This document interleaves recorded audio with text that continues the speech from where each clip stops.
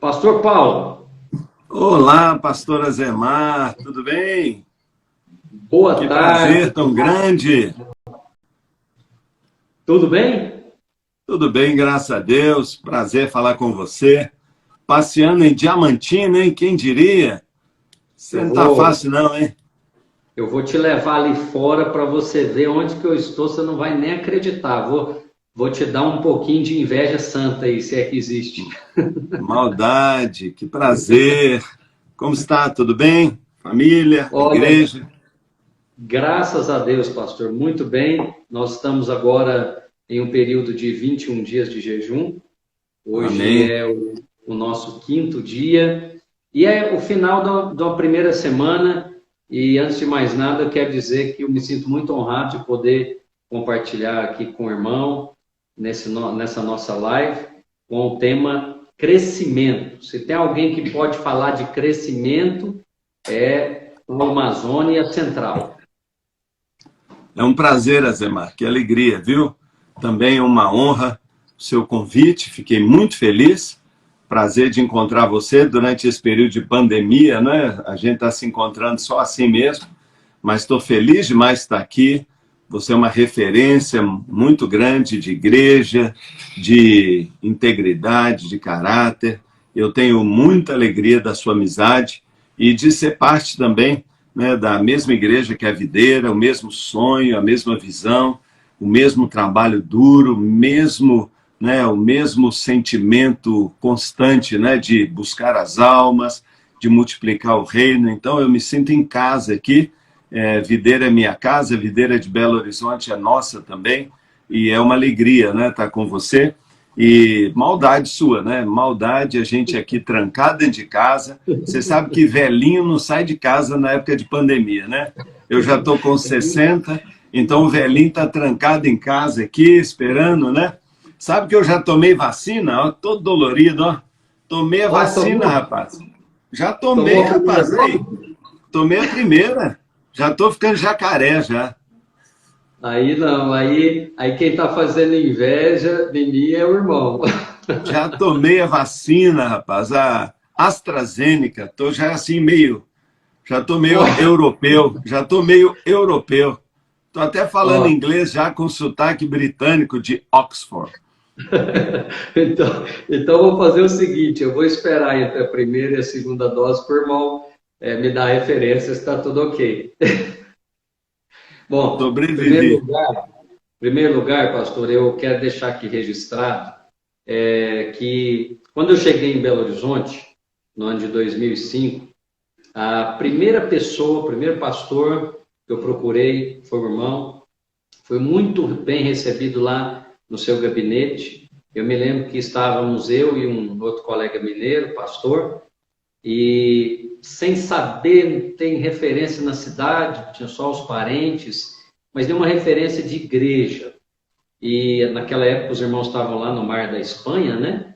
Lá Sim. com a central, e eu fui recebido no seu gabinete e pedi uma orientação sobre onde eu deveria fazer o encontro com Deus, que já era uma prática que nós tínhamos lá de Goiânia. E o irmão estendeu lá o seu acampamento, acampamento da igreja, estendeu também vários contatos. Então, eu quero deixar isso aqui registrado, né, a minha gratidão a essa generosidade do reino, do ministério do irmão e da Igreja Batista Central, desde 2005, conosco na videira aí em Belo Horizonte. E a nossa amizade com o seu corpo aí, pastoral, né? Tem uma equipe incrível aí da Central, que a gente encontra, uma ocasião eu estava dentro de uma loja lá no Chile e de repente alguém chama meu nome. Meu Deus do céu, quem está me vendo aqui dentro dessa loja? E aí era um pastor aí da Central que a gente compartilhou. Então, muito obrigado, pastor, por esse coração que a gente sabe que o irmão tem e passa para toda a equipe aí da Central. Fica aqui registrado. Além da, além da, você chegou muito bem referendado, né? Chegou com um cartão de apresentações do pastor Aloysio, É, a pastor Marcelo, pastor Naor, isso aí já abriria a porta. Mas quando você chegou com essa simpatia, com esse sonho, abraçando uma missão, mudando para uma cidade para plantar uma igreja, a gente só podia receber de braços abertos, e eu fico encantado de ver, em tão pouco tempo, o crescimento estrondoso do seu ministério aqui, e como Belo Horizonte tem sido abençoada. Você, de fato, sua família é um presente aqui para a nossa cidade. E faz favor, nós compramos seu passe, nem pense, viu? Você pode passear em Diamantina, você pode dar uma voltinha lá em Goiânia, mas você já é mineirão, né? Mineirão, e diz que você vai tomar o Aivac, e a vacina que a UFMG está desenvolvendo, e quem toma o Aivac vira mineiro mesmo. Então, faz favor, hein? Então já está registrado, porque eu estou voltando às origens. Eu sou Belo Horizontino aí da maternidade da Santa Fé da Floresta, só que eu trouxe uma dona goiana, né? Uma dona goiana comigo. Família goiana. E nós já estamos aí. Pastor, eu queria lhe fazer aqui algumas perguntas para a gente falar desse tema importante que é, né, o crescimento. E não, quando eu estou tratando aqui do crescimento, também para os demais irmãos que estão conosco, eu quero tratar do crescimento nas suas várias vertentes. É um crescimento pessoal, é um crescimento profissional e também um crescimento ministerial. E eu ouvi dizer, nunca conversamos sobre isso, que o irmão era um executivo não sei se era da Petrobras ou da Vale, e bem-sucedido, e que deixou a sua profissão, deixou a sua carreira para investir no ministério. Me conta um pouco sobre isso. É história já antiga, né? Já que eu já estou no Ministério de Tempo Integral desde 1999, então já são 22 anos, né, que eu estou de tempo integral. Mas é verdade, eu me formei em 1984 em engenharia e fui trabalhar na empresa mineira aqui mais excelente, a Vale do Rio Doce, hoje apenas Vale. Trabalhava na área de metalurgia, né? Minha formação é engenharia metalúrgica, tenho mestrado na área de metalurgia extrativa, que é a vocação de Minas Gerais, tenho especialidade em avaliação econômica de projetos minero-metalúrgicos, né? Minha tese foi em cima de aproveitamento de cobre, e trabalhei 16 anos nesta área. Desenvolvi uma carreira normal, né? Ocupando gerência de alguns projetos, gerência de contas, e no momento que eu realmente estava ascendendo a uma posição maior dentro da companhia, recebi um convite muito bom para assumir uma direção dentro de um dos braços da empresa.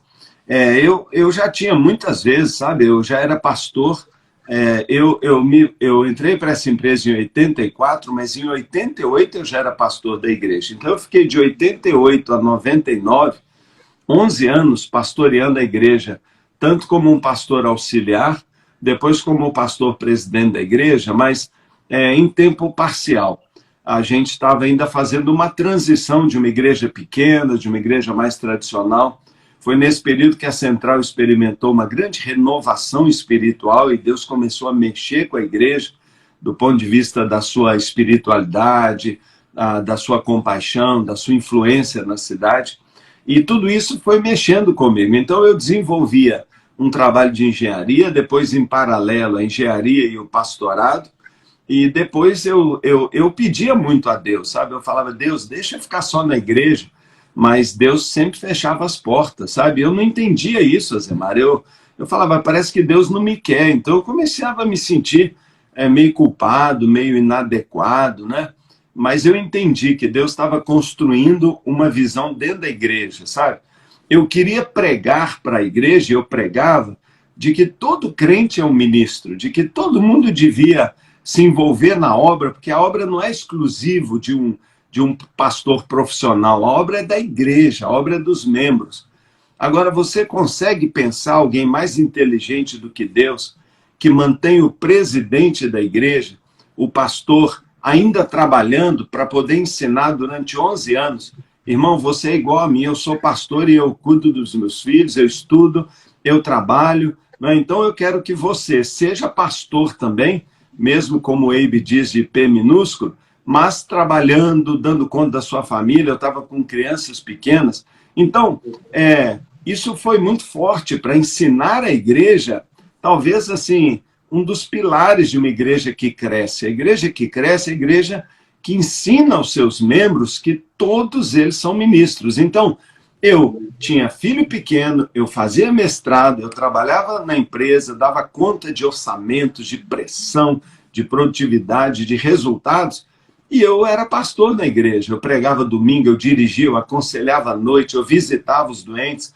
Então, quando nós fomos implantar a visão celular, que começamos em 98, de fato, né? Implantando as primeiras células, e 98, 99, 2001 nós abrimos as células.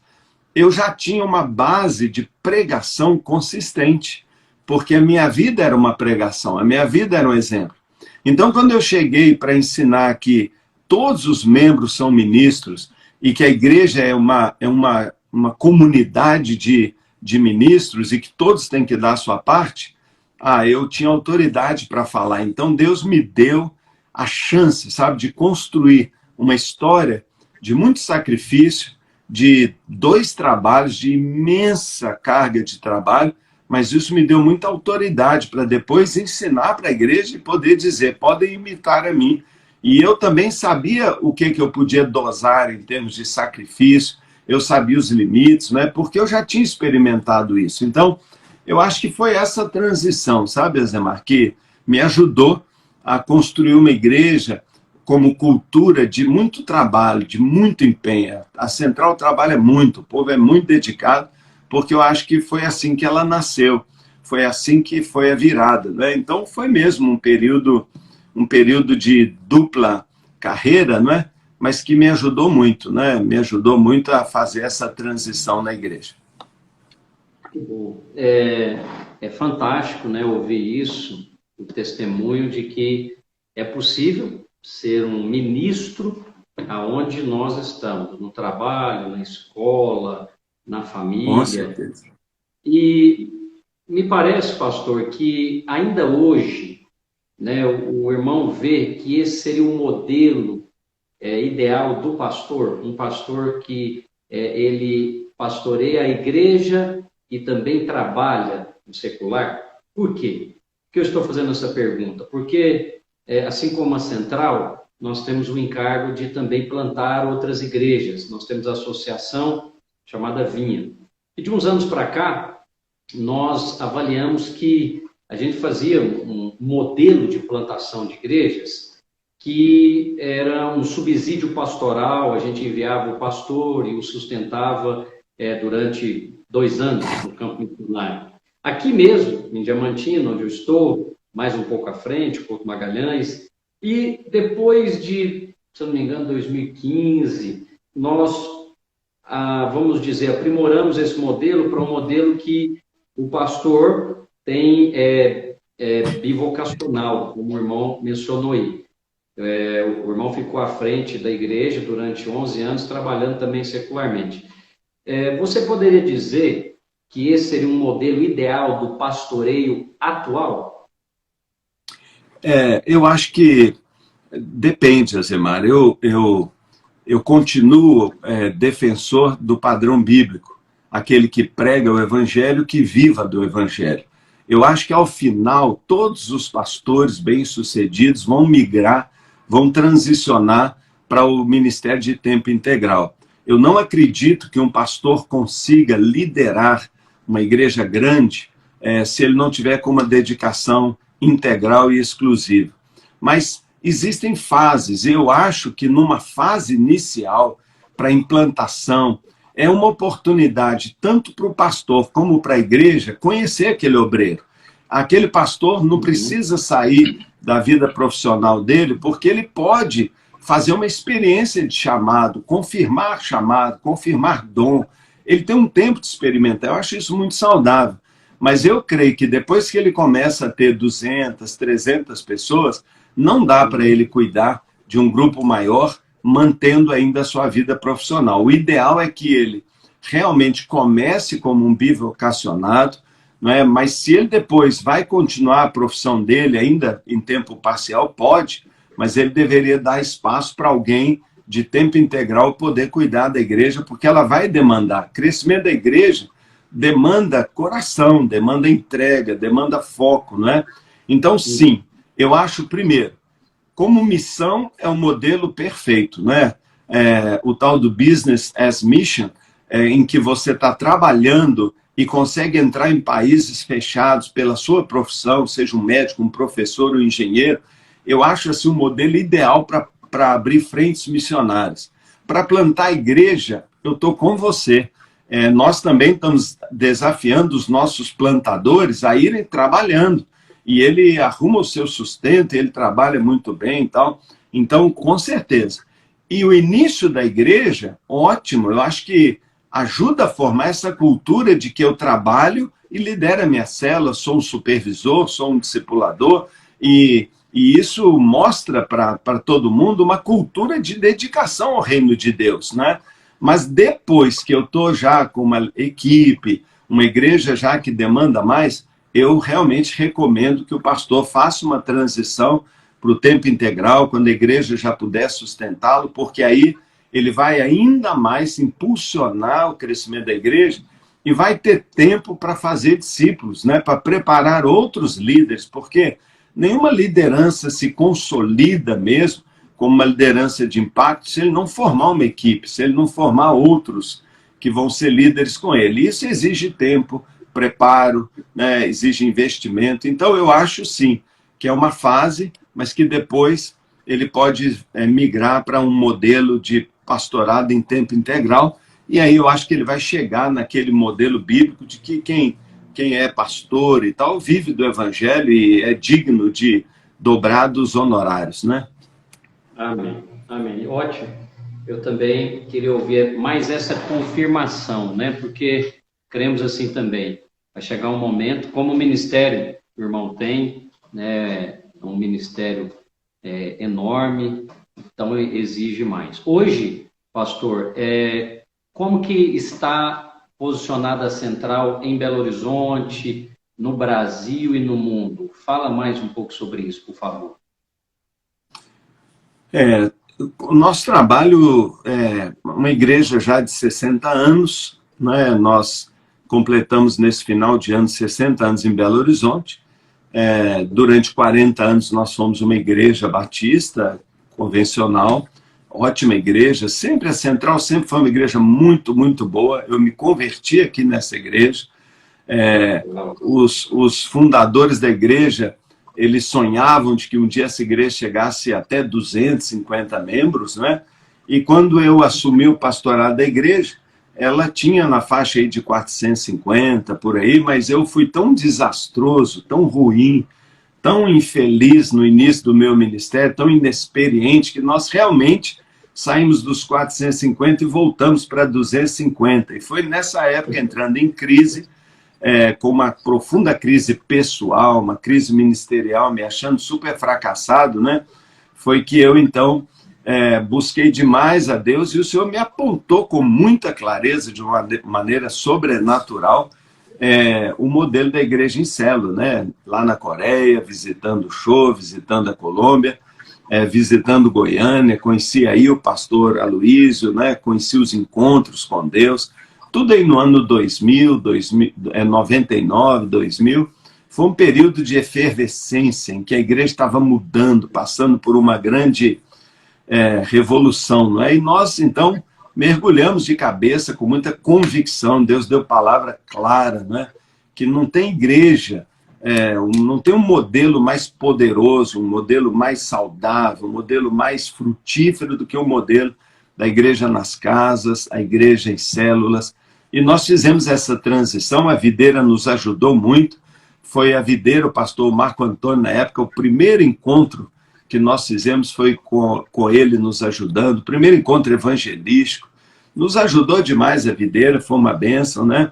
Também o ministério do pastor Roberto Lai, igreja em células, a gente saiu aprendendo de todo mundo. Hoje nós somos uma igreja em células, Nós estamos aqui em Minas Gerais, tanto em Belo Horizonte como no interior, plantando igrejas, né?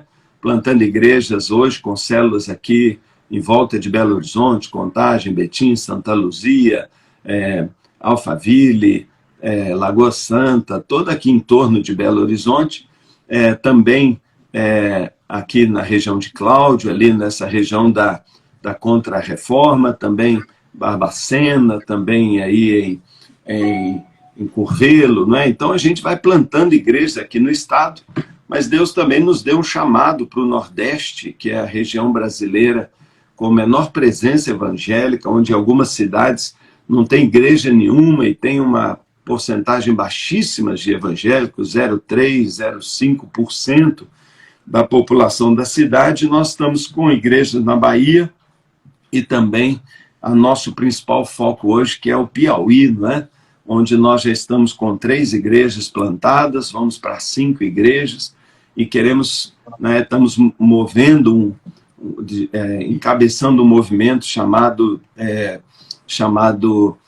Aviva Sertão, e nós estamos objetivando 300 igrejas nessa região do Piauí e do Maranhão, não é? Com parceria em outras igrejas. Nós também criamos aí, um pouco diferente da Vinha, mas um modelo de apoio às igrejas, né? Estamos trabalhando muito com vistas a ajudar as igrejas, né, a se fortalecerem, um processo que a gente chama de revitalização de igrejas, e nesse sentido são milhares de igrejas, né? Milhares de igrejas. Hoje, só no nosso processo de mentoreamento semanal, nós temos 750 igrejas participando o tempo todo, mais de 25 mil pastores treinados e milhares de igrejas em células pelo Brasil, que andam com a gente por amizade, andam com a gente por inspiração mútua, cooperação. Deus moveu muito o nosso coração, sabe, de que nós poderíamos estabelecer um padrão de igreja do reino mesmo, igreja que servisse as outras igrejas, que investisse nas outras igrejas, que fosse encorajadora, que não concorresse, que distribuísse recursos e apoiasse igrejas. E Deus nos chamou para isso, né? Quando a igreja começou a crescer, Deus falou: olha, vocês vão crescer muito e vão ter muitos recursos, mas eu quero que mais de 50% de tudo que entrar, que vocês invistam em outras igrejas, em missões. Então nós temos trabalhos missionários na Europa, nós temos o DNA Europa, que é muito forte, né? Tem implantado muitas igrejas a partir da Espanha, na Itália, né? Portugal, Inglaterra. Já estamos agora no leste europeu, né? Trabalhando na Hungria, na Rússia. Temos também, né, nos Estados Unidos, também dezenas de igrejas, na América do Sul, aqui no Paraguai, no Peru, no Uruguai. Então há muitas frentes, né? De 20 anos para cá, Deus abriu portas assim de maneira maravilhosa, sabe? A gente fica impressionado com a graça de Deus, né? A bondade de Deus. Nós somos tão simples, nos sentimos tão pequenos, mas eu acho que agrada a Deus, sabe? Quando a gente trabalha pelo reino, né? Pela igreja, apoiando as igrejas mais simples, né? Ou as grandes igrejas, tanto faz. É a mesma coisa, e a gente tem trabalhado isso. Hoje nós trabalhamos junto com o GKPN, o Global Kingdom Partnership Network, um programa para revitalizar 1 milhão de igrejas no mundo todo. Eu tenho uma conversa agora com o pastor Aloysio, porque nós não conseguimos fazer isso em a videira. Hoje, daqui a pouco, eu converso com o pastor Eibe, e nós estamos desafiando que as igrejas brasileiras invadam as outras 8 nações que falam português. Eu sei que vocês têm um trabalho muito forte em Moçambique. Nós temos várias igrejas também em Angola, temos um trabalho muito bacana, o DNA em Angola, a Central Angola, é uma igreja muito saudável. Mas nós temos muitos países, né, de fala portuguesa, que nós queremos ajudar a revitalizar a igreja. Esse programa de 1 milhão de igrejas, no mundo inteiro existem 7 milhões de igrejas, 2,5 bilhões de cristãos estão em 7 milhões de igrejas. Dessas 7 milhões, Azemar, 4 milhões estão estagnadas. 2 milhões estão fechando, 2 milhões estão reduzindo e fechando. Prédios clássicos, né? Você acabou de ter notícia em Londres que uma catedral maravilhosa foi transformada num campo de golfe. Eles transformaram num centro de treinamento, ou seja, o auditório virou um lugar lá dentro com um carpete verde para as pessoas treinarem golfe. Por quê? Porque não tem mais gente. Então nós queremos ir atrás dessas igrejas, então nós estamos unidos com igrejas do mundo inteiro, de fala alemã, de fala francesa, de fala inglesa, de fala portuguesa, para que 1 milhão de igrejas em crescimento encostem, adotem outras 1 milhão de igrejas e a gente tenha 2 milhões de igrejas crescendo. Se o evangelho hoje cresce a uma taxa de 7% ao ano, apenas com 1 milhão de igrejas crescentes, imagina se mais 1 milhão começar a crescer. Então vocês já fazem muito isso, ou seja, uma igreja forte adota uma igreja que está em necessidade e ajuda essa igreja a crescer. Então nós estamos espalhando essa visão, esse sonho, né? E temos hoje 14 coordenadores globais. Eu estou responsável pelos países de língua portuguesa e tenho o sonho, sabe? De que a gente, igreja brasileira, que é tão forte, transborde sobre as nações africanas, europeias de fala portuguesa, até Timor-Leste, para ajudar as igrejas a crescerem. Então, esse é o nosso sonho. Amém. Pastor, conte conosco. Tenho certeza que, né, o senhor e o pastor Luiz fazem parte dessa organização. Conte conosco. Pode ter certeza que nós, nesse exato momento que nós estamos aqui falando, o pastor Luiz está fazendo uma live com o nosso supervisor lá de Angola. A Videira em Angola é uma boa igreja lá, Moçambique, né, em Maputo, na Beira, nos países que falam portuguesa. Então, pode contar conosco. Nós queremos sim cooperar nesse. Pode deixar que eu vou levar a mensagem do irmão e vamos conversar. Se você pessoalmente entrar, eu acho que umas 100 mil igrejas você já dá jeito. Tranquilo, rapaz. Com esse dom seu, meu amigo, só você já leva umas 100 mil. Só você entrar já resolve. Gente, a graça de Deus é assim, consegue enxergar em nós aquilo que nós mesmos não enxergamos. É verdade. Já estou dentro. Já estou dentro porque eu sou devedor ao irmão desde o princípio. Pastor, isso aí nós falamos de crescimento ministerial. Mas o irmão falou aí que está com 60 anos de idade. Se eu não me engano, você tem duas filhas? 2 filhas, Paula e Isabela. Me parece que cada um é vovô também já? 2 netinhos, cada uma me deu um netinho. Deixa eu ver se eu estou certo numa pesquisa aqui que eu faço com vovôs. Quem está na tela do seu celular? Eu não posso pegar meu celular porque eu estou usando ele aqui, mas a tela principal é o neto mais velho, o Benjamin, que já tem 2 anos, e a tela de uso normal, quando está aberta, é o Benício, que tem 6 meses. Claro. Então, acertei 100% das vezes. Quem passa para essa outra margem, que é o nosso tema do nosso jejum, né, os vovôs, já coloca a imagem ali, ó, né, do celular. Então, pastor, a pergunta agora é nessa direção. Falando de crescimento pessoal e familiar, eu estou em outra fase, meu filho mais velho tem 19 anos, depois 16, a do meio a Débora, e 13 a Maria Eduarda. Então, o que o pastor, como, né, alguém que já passou para outra fase, uma fase de se tornar um avô, poderia falar para nós, em termos de crescimento familiar, nos recomendar para passar para essa outra margem de maneira cristã, saudável e bem-sucedida? Bem, eu não tenho tempo para falar tudo que eu deveria falar nessa área, porque a sua pergunta é ampla.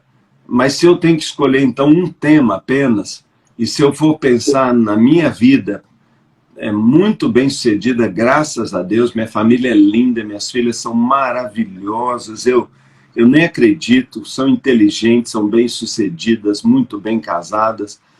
Eu me lembro quando eu estava para sair da Vale, eu ganhava muito bem, tinha um futuro muito promissor, mas Deus mandou um profeta falar comigo: não tenha medo, se você semear na vida dos outros, eu vou fazer com que suas filhas colham.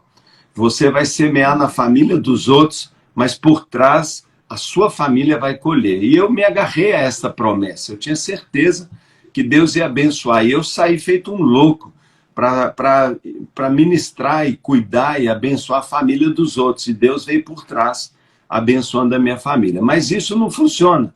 Um princípio apenas que eu compartilharia é que eu olho para trás hoje e eu percebo que tudo é uma questão de fundamento. Você não edifica nada se você não tiver fundamento. Não existe prédio alto se não tiver uma fundação excelente. Quanto mais alto você quer chegar, mais profundo antes você precisa ir. Raízes para baixo, o fruto vem para cima. Esse é o princípio básico. E o fundamento de uma família abençoada, claro, depois da fé, da presença de Deus, da regeneração e tal, claro, é o casamento. O casamento abençoado, o relacionamento de marido e mulher, que se estabelece na base do amor, do respeito, da fidelidade, da presença de Deus, é a fundação básica para uma família abençoada. Então, eu poderia compartilhar um monte de princípios sobre como educar filho, como edificar uma família de crentes, como ser frutífero e tudo mais, mas eu não tenho tempo. Então eu diria uma coisa para quem está ouvindo ou vier a ouvir essa palavra: invista no seu casamento, invista profundo no seu casamento, porque se o casamento for saudável, verdadeiro, legítimo, se ele for um casamento onde tem verdade, perdão, comunicação, afeto, os filhos, eles herdam esta bênção, eles recebem dos pais a segurança, a confiança, o padrão. Agora, quando o casal tem problema e tenta mexer em outros, não adianta, porque a base não está segura. Então, eu diria uma coisa só: você quer crescer como família, quer alcançar, então comece do começo. Comece estabelecendo um casamento de amor, apaixonado, um casamento bem resolvido, um casamento genuíno, realizador, plenamente satisfatório para os dois, e os filhos, os netos, a prosperidade financeira, a fé, a presença de Deus vem atrás. Então eu diria, cuida do seu casamento. Se você investir no seu casamento, sua família vai crescer e vai ser um sucesso. Amém, amém. Pastor, o senhor falou aí a respeito da questão financeira. Eu me lembro um testemunho muito forte da Central, e aí, se eu omitir aqui alguns detalhes, meu irmão me perdoe, mas era uma época que vocês estavam em construção e me parece que entrou uma profeta lá na sala e disse que o irmão estava construindo algo que não era de Deus. E eu me lembro, não esqueço, isso eu falo nas minhas reuniões de liderança, do posicionamento que o irmão teve, que o pastor teve, diante da profecia, como pastor da igreja. E aí o profeta, ou a profeta, não me lembro mais, falou: então, pastor, e agora? Você vai fazer? Vai parar a construção? E aí o senhor teria dito: bom, você já fez o que você tem que fazer, agora eu vou pastorear a igreja. E aí a provisão de Deus veio de uma maneira sobrenatural. Bem, tratando desse assunto, eu queria que o irmão falasse a respeito desse crescimento do líder. Porque se uma igreja vai crescendo, como a Central tem crescido ao longo desses anos, o líder dela, no caso é o irmão, deve crescer junto. E nesse dia, me parece que foi um divisor de águas na sua liderança. Tanto é que eu levo isso para a minha liderança e para a nossa liderança. O posicionamento do líder. Nos fala mais um pouco sobre esse posicionamento que o irmão teve como líder de ministério diante da sua equipe. para todos entenderem bem, tem um momento na vida de Davi que ele chega na cidade dele, de Ziclague, e o inimigo tinha vindo, eles tinham vindo e tinham levado sua família, sua esposa, todos foram presos, e ele e os homens dele choraram, e ficaram desesperados, mas aquele verso lá de 1 Samuel capítulo 30 fala que, né, Davi se fortaleceu no Senhor, né? Ele buscou a Deus, ele colocou uma estola sacerdotal, foi para lá e foi buscar uma direção de Deus. O que eu devo fazer? Eu devo perseguir, eu vou recuperar minha família?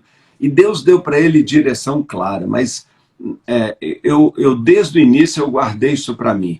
Liderança, não existe liderança que cresce, que conquista, se não tiver primeiro autoliderança. Eu nunca vou ser líder de outros se eu primeiro não aprender a liderar a mim mesmo. Provérbios fala isso, né? Que é muito mais fácil conquistar uma cidade do que dominar-se a si mesmo. Né? Nossos maiores inimigos não são os que estão fora, são os que estão dentro.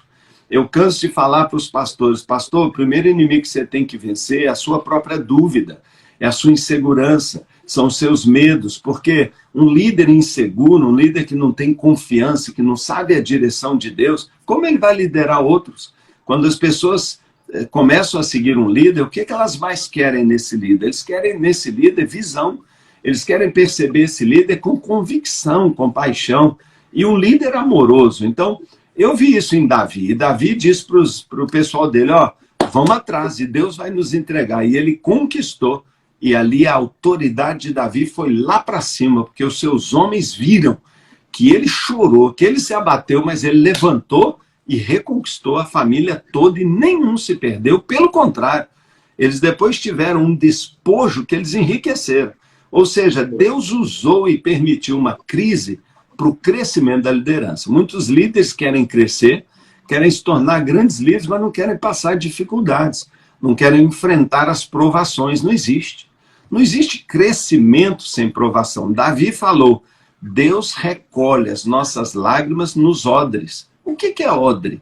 Odre não é só uma vasilha, odre é um lugar em que aquele sangue, aquele vinho novo, chamado mosto, virava o vinho velho, o vinho bom. Ou seja, o odre é o lugar de transformação. Não tem transformação sem dor, sem lágrima. Né? Então o líder quer crescer e não quer passar aperto. Paulo falou assim, ó, sai da minha frente, eu tenho autoridade aqui, ó, eu trago aqui, ó, as marcas de Cristo, eu passei por luta. Então, eu passei já nesses 33 anos de pastor, todo tipo de luta, luta familiar, claro, dificuldades no casamento, sim, há momentos ruins na igreja, sim, transições dificílimas, claro, também dificuldades financeiras. Na ocasião que você está falando, Deus estava me ensinando, naquela época, sobre confiar nele, aprender a ouvir. E ele dizia, você tem que aprender a me ouvir. E eu já vinha uns 2 ou 3 anos redimensionando o meu tempo a sós com Deus. Eu sempre achei crucial orar e buscar a Deus, mas mais ou menos, sabe? E Deus estava me dizendo, se você não crescer na confiança em aprender a me ouvir, você nunca vai crescer como pastor. Você não vai ser grande como pastor se você não for grande primeiro comigo. E eu sabia que eu tinha que ouvir a Deus. E eu então comecei a aumentar meu tempo de hora silenciosa e todo dia buscando a Deus. E se eu for dizer algo para um líder ou um pastor hoje, eu ia dizer, investe tempo a sós com Deus. O seu destino, o seu futuro está no seu lugar secreto. E o Pai que te vê em secreto te recompensará. Alguns pastores falam comigo assim, mas como você faz para ter encontros com Deus? Eu falei, eu não te entendo. Ele falou, fecha a porta e o Pai está lá. É um milagre, basta fechar a porta, o Pai aparece, mas você não fecha a porta nunca. Você não fica sozinho nunca. Então eu estava vivendo isso, e aí, uns 2 anos, assim, jogando muito pesado em tempo a sós com Deus, quando de repente uma super crente da minha igreja, uma das melhores amigas, uma mulher de Deus, não é uma dessas malucas aí não, mulher mesmo assim que eu admirava e que me amava e tal, e que eu, assim, botava minha mão no fogo por ela. Ela entra na minha reunião pastoral com meus pastores principais lá, e ela entra assim com o dedão, dizendo que Deus está me julgando, que tinha uma palavra de Deus, e ela veio com tudo que, assim, sabe, profeta mesmo em línguas e tal.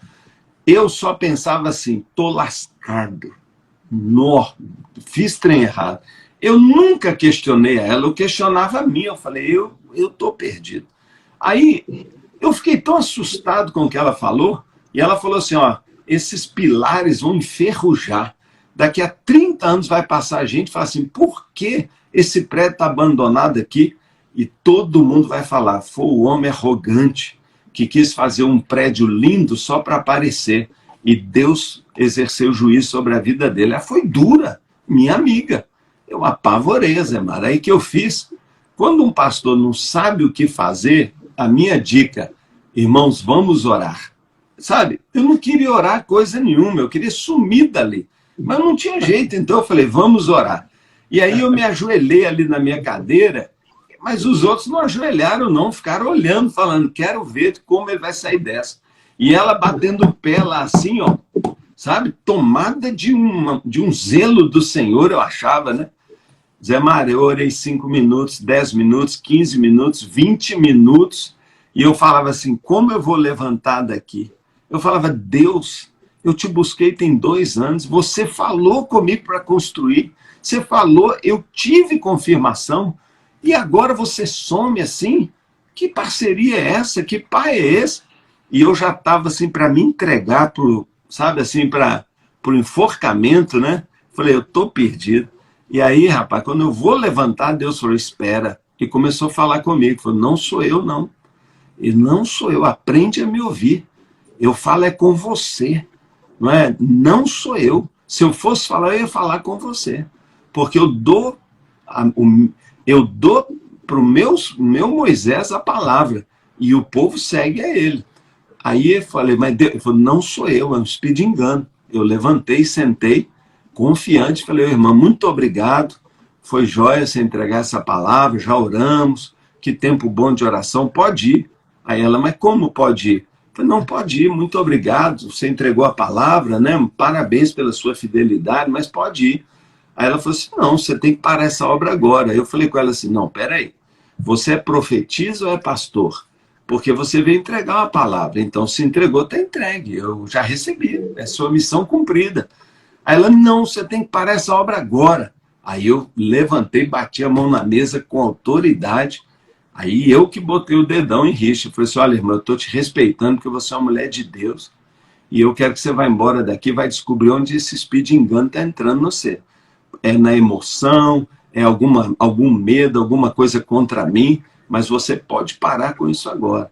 Não é? E ó, eu vou dizer uma coisa, Deus me falou que não é ele, que isso aqui é um engano do diabo contra mim e contra você, então eu não vou parar essa obra, porque essa obra é de Deus e tal.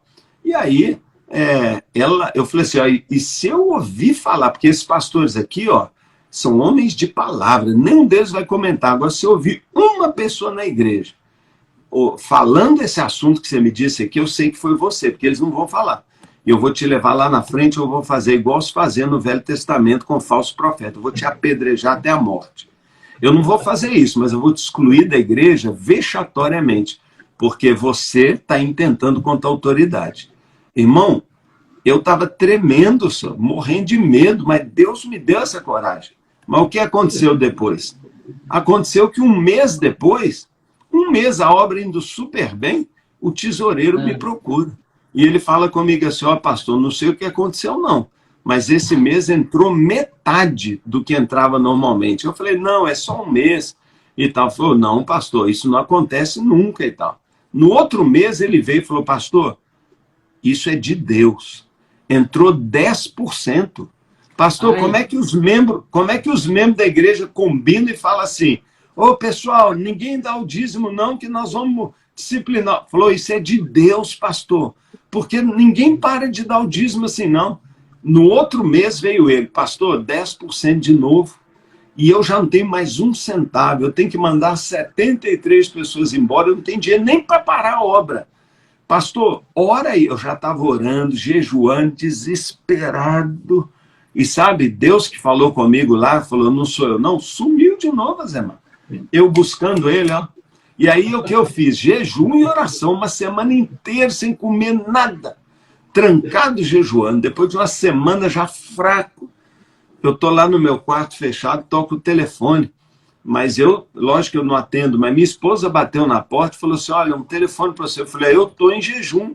Amanhã eu vou falar para a igreja sobre essa crise financeira e tal.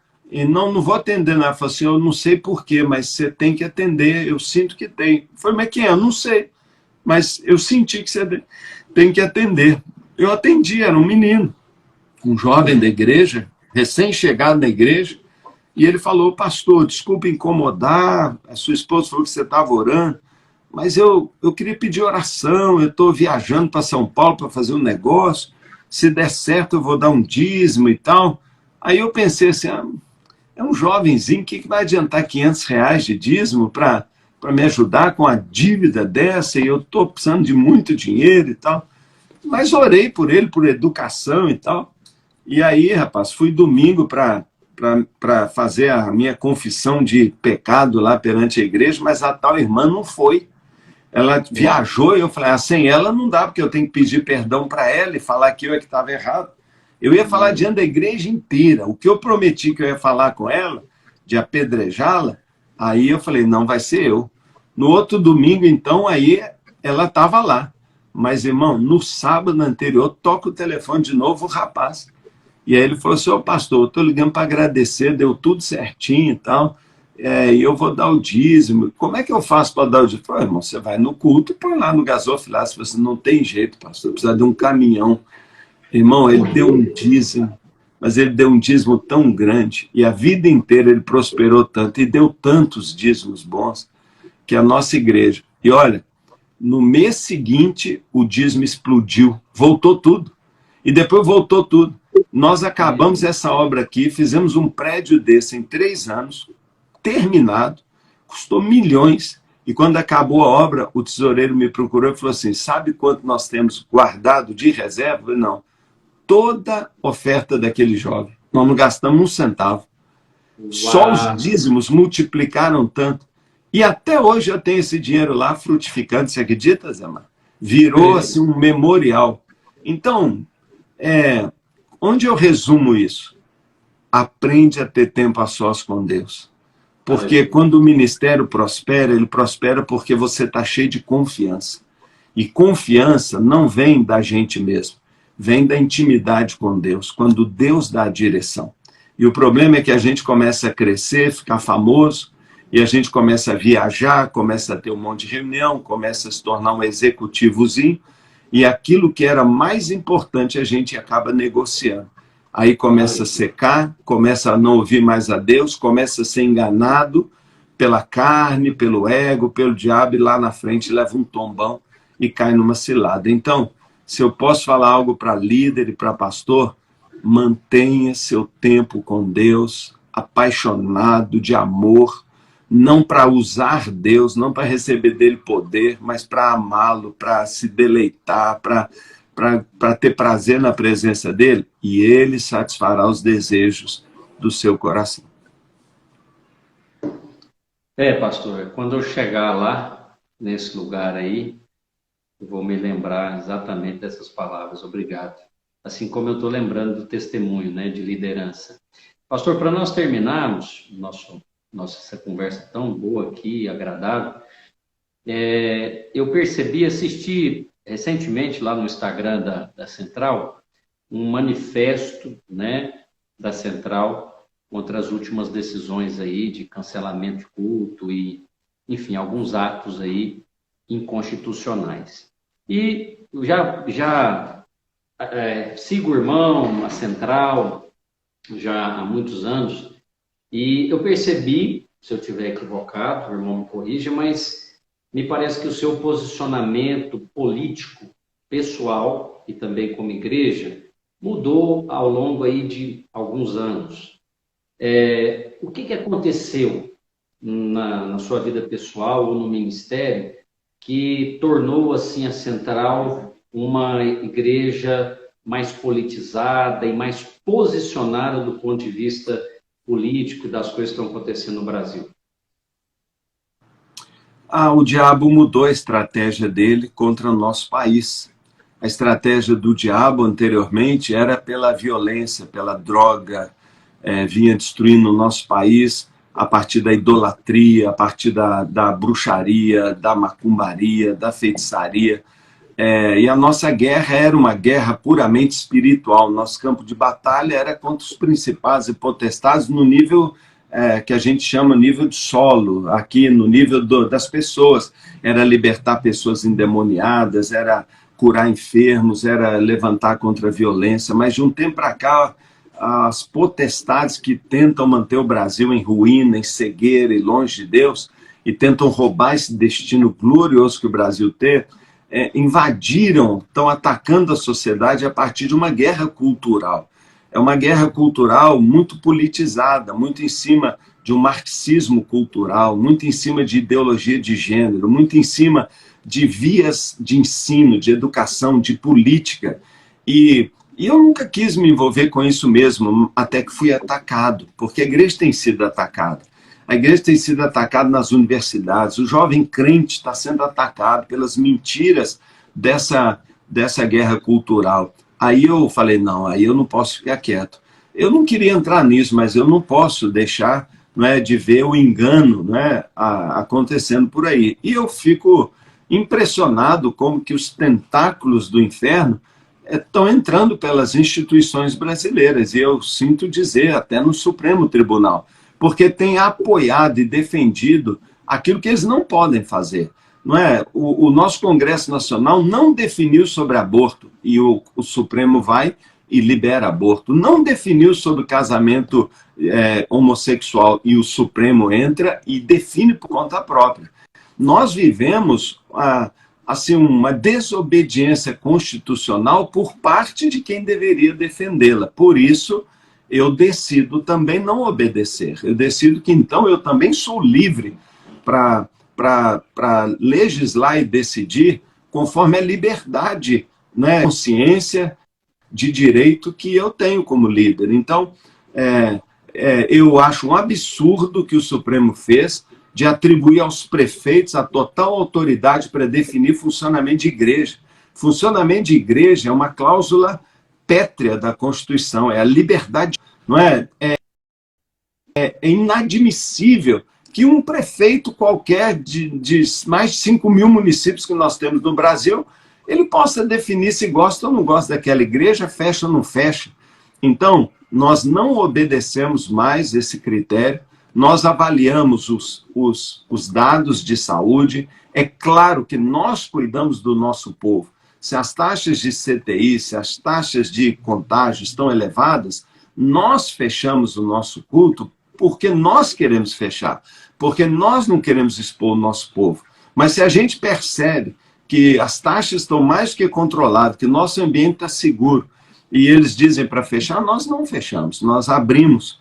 Estamos dispostos a sofrer as retaliações que forem atribuídas numa boa, entende? É para multar, multa, é para fechar, fecha, mas nós não vamos obedecer a alguma coisa que não tem fundamento constitucional. Por quê? Porque uma ação inconstitucional é que está sendo usada para dizer que nós podemos ou não podemos fechar a igreja.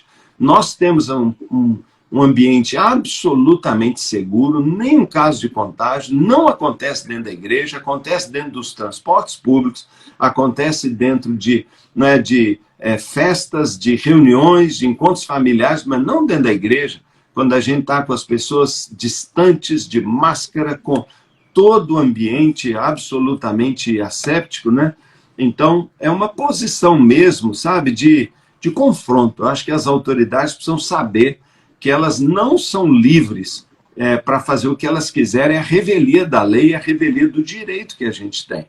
Então, eu mantive a igreja aberta algumas vezes em que era para fechar, e eu mantive fechado mesmo com a liberdade de abrir, porque entendia que não era seguro para a nossa própria pessoa. E assim, eu tento dizer o seguinte: prefeito, não é você que define funcionamento de igreja, é a Constituição Federal, e ela nos outorga plena liberdade de culto, e nós vamos exercer o nosso direito. eu espero até que aconteça alguma coisa para a gente poder mover uma ação, para a gente poder sair em defesa, porque numa defesa não se sustenta um argumento como esse. Então eu acho que é um momento delicado da igreja.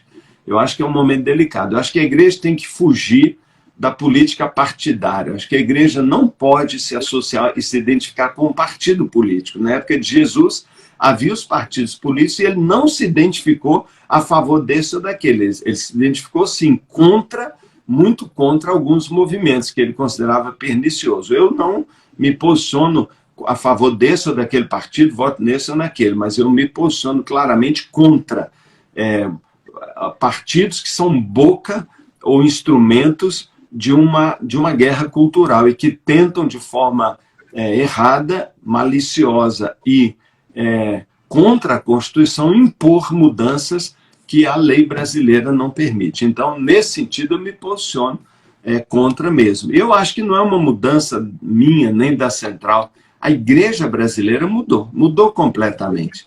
Mudou porque ela precisa se posicionar dizendo: esses são os valores que a Bíblia defende e esse grupo são totalmente contras, então se são contra, são inimigos da palavra de Deus e como tal, eles têm que ser denunciados, né? Porque às vezes vem parecendo muito bacana, mas por trás a gente sabe que está contaminado de um movimento anticristão, antibíblia, tentando fazer exatamente o que você está dizendo, impedir esse crescimento extraordinário da igreja brasileira.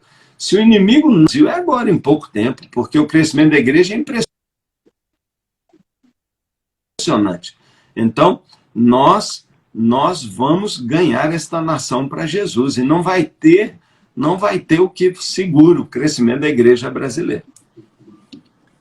Pastor, muito obrigado, né, por esse tempo. Quero dizer, como pastor, que ao assistir ali o manifesto da Central, eu me identifico completamente com as suas palavras e com esse posicionamento, e pode contar conosco em Belo Horizonte, Minas Gerais. Obrigado, querido. Eu pedi para fazer um banner desse artigo da Constituição, com todos os seus parágrafos, para colocar na porta dos prédios. Então, nós temos lá um banner ensinando aos irmãos esse direito constitucional. Pois vou botar banner domingo agora, já vou mandar fazer agora, meu amigo. Está certíssimo. Temos que ensinar e defender o direito. Então, obrigado por colocar-se lá. Eu vi o vídeo, e esse vídeo correu em muitos lugares aí do Brasil, porque um líder, né, da envergadura do irmão, ao se posicionar, nós olhamos aquilo e falamos: uau, então vamos junto, porque realmente essa guerra aí, ela sempre existiu, mas as armas, as estratégias mudaram. Agora eu quero te convidar a fazer um passeio comigo aqui para a gente encerrar em Diamantina. Maldade. Não é maldade, mas dá uma olhadinha. Olha esse cofre aqui de 1700 e alguma coisa. Eu estou aqui em frente, essa aqui é a casa de um amigo, eu estou em frente aqui ao mercado municipal de Diamantina. Gosta de Diamantina? Demais, demais. É linda demais. Caminhar por Diamantina a pé.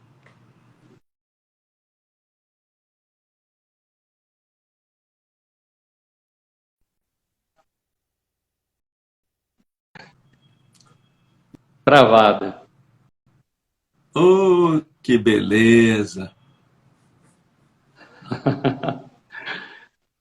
Uma travada. Que beleza! A internet está meio...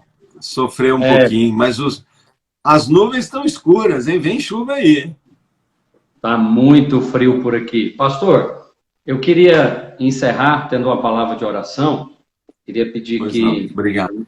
O irmão orasse por nós e também gostaria de orar pela Central, pelo ministério, né, que Deus tem dado ao irmão e por esse posicionamento que o irmão teve recentemente, né, nesses anos. Eu creio que isso é de Deus. Me lembro aquele colega pastor de Curitiba, como é que é o nome? Que fez aquele posicionamento lá... É o Pascoal Piragini. Piragini. Pascoal. Eu me lembro, Pascoal, o Piragini. Então, ele fez aquele pronunciamento dele, que era para a igreja local, né? Ele nem tinha intenção que aquilo viralizasse daquela maneira, mas Deus usou para encorajar e para colocar ali um marco para a igreja. Ontem... A partir daquele pronunciamento, toda a igreja brasileira mudou sua posição. Foi ali uma mudança, girou o paradigma também. Então, ontem, quando eu vi aquele vídeo, as palavras, o pronunciamento, eu me lembrei lá daquele pronunciamento do Piragini. O irmão estava fazendo aquilo para a sua igreja, fazendo aquilo para colocar um posicionamento como representante, como uma liderança, mas tem algo que Deus vai usar o pastor e o seu ministério nessa direção que ele colocou no seu coração no Brasil. Eu sei que o pastor é uma pessoa muito simples, como vocês falaram, vocês da Central são muito bem acessíveis, muito simples, mas esse lugar, essa posição que nós precisamos guardar, proteger, eu creio que Deus tem dado essa graça para vocês como representantes. Então, amém. Eu queria orar nessa direção e também receber a oração dos irmãos. Amém? Amém. Então, vou começar. Vamos orar. Pai, em nome de Jesus, eu colocar a vida e o ministério do pastor Paulo, a sua família, diante do Senhor. O Senhor tem dado à Central unções, posicionamentos e visões. E nesses últimos dias, essa visão tem estado forte no coração do teu servo. Senhor, aquilo que o Senhor deu, eu oro para que cresça, se fortaleça. E em nome de Jesus, esta unção possa se espalhar por esta nação e também por estas outras igrejas que o Senhor tem colocado no coração da Central, dentro desse projeto de fortalecer mais de 1 milhão de igrejas. Conceda a graça de crescimento. Nós estamos falando hoje aqui de crescimento ministerial, familiar, financeiro, em todas as áreas. Eu oro para esse crescimento da influência da Igreja Batista Central e do ministério do pastor Paulo Mazzoni, essa influência desse posicionamento dentro desta guerra espiritual, cultural que nós estamos vivendo no Brasil. Isso tem estado forte no coração dos teus servos e desta igreja, Senhor, que é aguerrida na defesa dos valores, Senhor, cristãos, dos valores da família, dos valores da palavra de Deus. E que esta graça possa ser confirmada hoje mesmo, Senhor, Pai, no ministério dos teus filhos, para cooperar essa nação. Senhor, saiba que a igreja é posicionada em nome de Jesus. Amém. Amém. Amém. Pai, que o Senhor receba toda a glória e toda a honra. Ao Senhor, Pai, todo louvor. Nós te amamos. Nós somos teus servos, Pai. Queremos ver o teu reino e o teu nome exaltados. Queremos ver o Brasil cheio da tua glória, cheio da tua salvação. Queremos ver a nossa nação remida e lavada no sangue de Jesus. Queremos ver, ó Deus, justiça. Queremos ver, Pai, saúde. Queremos ver paz. Queremos ver provisão. Queremos ver famílias crescendo, Pai. Queremos ver a liderança do bem prevalecendo. Queremos ver o mal recuando, Pai. Queremos ver, Deus, a injustiça, Deus, ficando para trás, a corrupção, ó Deus, desaparecendo da nossa nação. Nós sonhamos porque sabemos que para Deus nada é impossível para o Senhor. Ó Deus, se um casal com 100 anos de idade pode gerar um Isaac, então a igreja brasileira pode gerar uma nova nação. E eu oro, Pai, pela vida do pastor Azemar, por toda a videira em Minas e toda a videira no Brasil e a vinha. E nós oramos pedindo, Pai, a tua graça, a tua renovação, o teu poder. Impulsiona ainda mais essa obra. Unge, Pai, de uma maneira extraordinária. Abre as portas e abençoa, que a colheita seja abundante no poderoso nome de Jesus, porque é propósito escatológico de Deus a grande colheita dessa época. Aumenta mesmo, Pai, a liderança, levanta líderes para a colheita, trabalhadores para a colheita, dá multiplicação de células, Pai, que as nossas células cresçam, multipliquem, se tornem berçários da formação de grandes homens e grandes mulheres. Abençoa, Pai, abençoa, nós pedimos, em nome de Jesus, Pai, nós clamaremos até vermos justiça, nós clamaremos, ó Pai, até vermos a liberdade genuína, ó Deus, imperando em nossa nação. Nós oramos pedindo paz, restauração, Pai, do nosso país, e oramos, Pai, que o Senhor levante liderança do bem, liderança de Deus, temente ao Senhor para ocupar lugares chaves em nossa nação, e liderança cristã de excelência, Pai, para multiplicar a igreja nesta nação. Abençoa, Pai, o nosso país, é nossa oração em nome de Jesus. Amém, Senhor. Amém. Amém. Pastor, muito obrigado, queridão. Investir esse tempo precioso aqui na nossa vida e, com certeza, eu fui abençoado, quer dizer, o irmão, e muitas outras pessoas serão também. Muito obrigado. Deus abençoe, um tempo de jejum muito abençoado e frutífero, que Deus transforme, né? Todas as realidades precisam ser transformadas mediante o poder e o quebrantamento. Deus te abençoe, viu? Um abraço à esposa, à família, sempre à sua disposição. E eu vou fazer chegar aí até, depois vou chamar o irmão no WhatsApp, chegar até a sua casa, um exemplar do meu novo livro aí, para agradecimento dessa companhia. Obrigado. Muito obrigado. Vou cobrar, hein? Amém. Fica na paz. Obrigado, pastor. Tchau, querido.